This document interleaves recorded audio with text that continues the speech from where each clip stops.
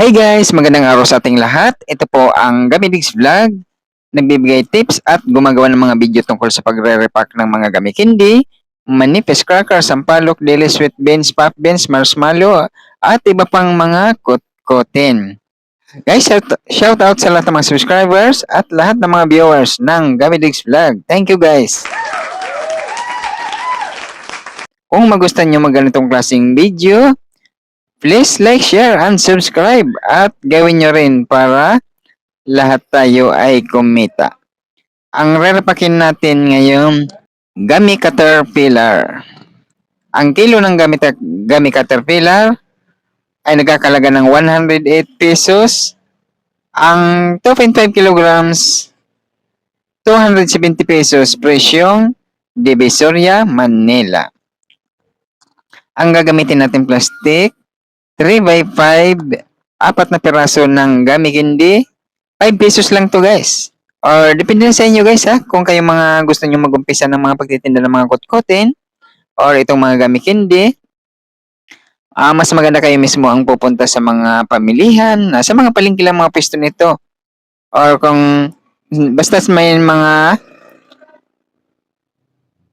wholesale guys, kasi mas mababang ating presyo doon sa mga nag-wholesale price sa mga pwesto. Or kung nandito kayo sa Metro Manila, pwede rin kayong pumunta ng Divisoria, Manila guys. Nandun ang pinakamura ng mga iba't ibang klaseng mga kutkutin na pwede natin pagkakitaan or kumita tayo ng mga extra income or pwede rin maging permanente nating pagkakakitaan or hanap buhay natin. Ayan guys, yung mas maganda kayo mismo ang pipili ng inyong bibilhin. Halimbawa, kagaya itong mga gummy candy. Unang-unang titingnan nyo guys, yung plastic, kailangan malinaw, yung hindi siya kusot-kusot. Kailangan yung gummy candy, hindi nagdidikit-dikit. O, titingnan nyo guys, kasi minsan ito, mayroong mga lusaw na nagdidikit na, naglalagkit na. Huwag nyong kukunin yan. Mas maganda yung makikita nyo na parang hawakan nyo siya, yung parang buhaghag siya. Or kung may mga asukal man, kagaya nitong caterpillar, may asukal to. May mga asukal, yan ang magandang pagpili ng mga gummy candy or anumang mga kutkutin. O ganun lang, re-repack nyo lang guys.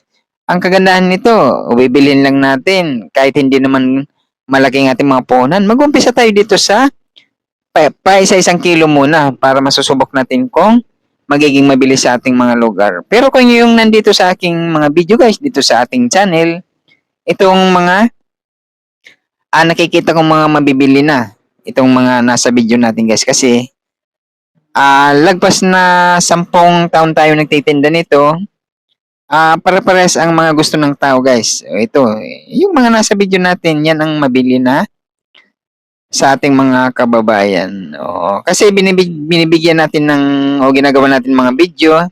Ito lagi ang nauubos sa ating mga paninda guys, itong mga nasa video natin. Kaya natin ginagawa ito para ma-share natin sa inyo or kung gusto niyo mga kumita ng mga pagkakakita ng mga paninda. Itong mga kutkutin ang maganda guys kasi ang pagkain, pag naubos yan, babalik at babalik ang ating mga kababayan. Bibili at bibili ulit yan. Oo, mas maganda yung mga pagkain.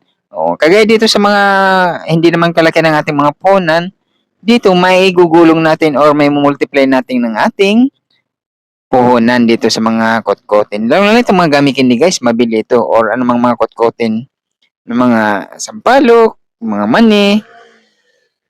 Mas maganda guys. Guys, bago naman ninyo ito i-sell, bibilangin nyo muna ha kung magkano inyong mga puhunan at kung magkano inyong gustong tubo. O yung mga naripak nyo, bilangin nyo. Tapos, ikaltas nyo doon sa puhunan ninyo para malaman nyo kung magkano inyong kikitain. Aww. Ito guys, kahit nagtatrabaho kayo, pwede nyo itong i-alok sa inyong mga katrabaho. Oo, sa mga kaibigan. O kung nasa mga bahay man kayo, meron kayong mga space dyan, may bintana kayo. Pwede nyong gawin ng pagtitinda guys. O, kagaya nitong ating pwesto yan, no? Mas maganda huwag yung lalagyan ng screen. Yung open lang siya, parang ganito ang ating magiging pwesto sa ating bahay kung may bintana kayo na huwag yung lalagyan ng screen. Hayaan nyo na open lang kasi mas lamang ang open at magiging makikita ang lahat ng ating mga paninda ng ating mga kababayan. O, ganun lang mga teknikan dito sa mga kot-koting guys.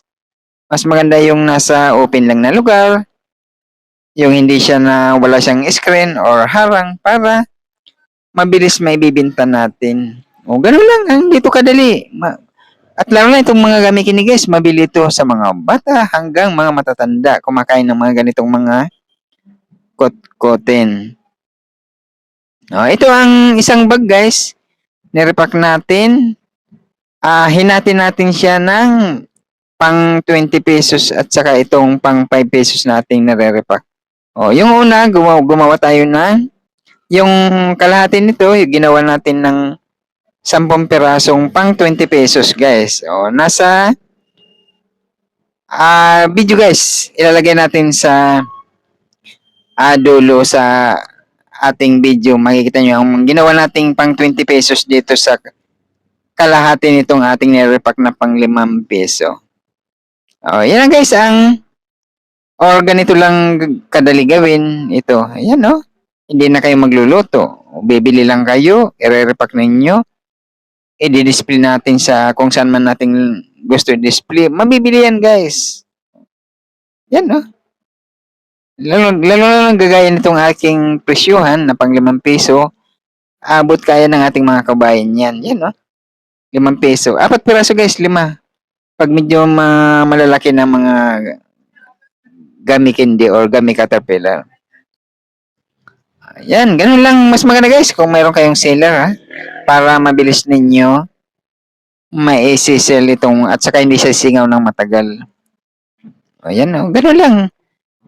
Yan nasa mga palengke lang natin ito mabibili. Pwede na natin i-repack at pagkakitaan. Yan lang guys, ang pang 5 piso na napakadali ito mabenta. At saka kasi ang presyo na pang 5 piso guys, kayang-kaya ng ating mga kababayan. Ito i-display natin to guys sa karton stapler natin to karton. At pag isinabit natin to, magiging ganito ang kalalabasan sa ating pwesto. Yan maganda tingnan, nagkadikit-dikit ng ating mga nakasabit na mga gummy candy. Di ba? Kahit hindi na kung nasa mga bahay lang kayo, tatambay-tambay kayo. Dito na lang pagka libangan ninyo na mga pagtitinda ng mga kot-koting, kikita pa kayo. Di ba? Ilan guys, itong ating mga ginagawang video ay para may share ko sa ating mga kababayan or sa inyo na nakakapanood nito na naghahanap ng mga extra income. Diyan natin yan isasabit guys. Yan karton lang yan ng cake. Kung may mga kapitbahay kayo na may mga cake, yung karton kaysa itapon, mapakinabangan natin. Yan diyan natin i-stapler yan. Yan magkabilang gilid para maganda tingnan. Ito binibili ko yung mga karton na yan guys. Para at saka gugupit-gupitin natin para pag-displayan natin ng mga iba't ibang klaseng mga kot-kotin. Kung ganyan ang gagamitin nyo na karton din, wag nyo yan ipapaputol sa mga bumibili guys. Kasi yung iba, pipitasin nila yung karton. Kaya, babantayin nyo na hindi siya maputol kasi mas maraming beses pa natin siya magagamit or masasabitan ng mga iba't ibang klaseng mga kot-kotin. Yan maganda yan guys. Lalo lang yung mga mahabang karton. Hayaan nyo na mahabang karton. Mas maganda, mas maraming laman ang may lalagay natin. Depende sa pwesto natin kung gaano ka pataas ang inyong pagsasabitan. Yan, madali lang gawin ang ganitong mga pagre-repack. Panoorin nyo lang dito sa ating YouTube channel dito sa Gummy Digs Vlog. Marami kang matututunan dyan kung halimbawa mga first time lang kayo nakakita ng ganito or pwede gusto niyo magtinda. Ayan, gawin niyo rin kagaya na ginagawa ko. Napakadali lang gawin ang mga pagre-repack. Kaya ito mabili ang mga ganitong mga kot-kotin ngayon guys. Lalo lang sa mga bata hanggang mga matatanda. O, di ba? Ayan, tapos na natin yan ma-stapler yan, no? Nakasabit na, ang daming nailagay natin guys kasi mahaba ang karton na ating pinaglagyan. O, di ba napakaganda na tingnan yung ating nirepack na mga kot-kotin. Guys, nagpasalamat ang Gamdix Vlog sa lahat ng mga subscribers at lahat ng mga nanonood sa mga video ng Gamdix Vlog. Thank you guys! Kung magustuhan nyo magandang klaseng video, please like, share, and subscribe. At gawin nyo rin para lahat tayo ay kumita. Thank you guys! Bye!